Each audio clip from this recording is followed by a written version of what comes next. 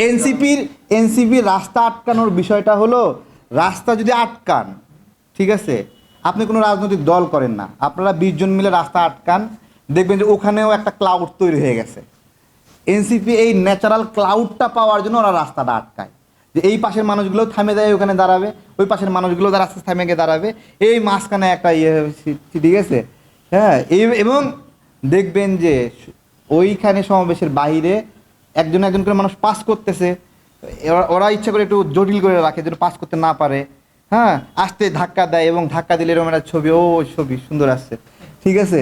তো এই মেকানিজমটা তাদের মেকানিজম।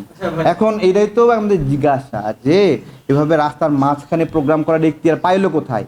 শুধু তাই না, এই যে নেত্রকোনাতে 60 জন পুলিশ সাপোর্ট নিছে ওরা রাষ্ট্রের পৃষ্ঠপোষকতায়, তাহলে রাষ্ট্র আর রাজনৈতিক দলগুলোকে সাপোর্ট দিচ্ছে না, একটা রাজনৈতিক দল এগুলো সাপোর্ট দিচ্ছে কেন?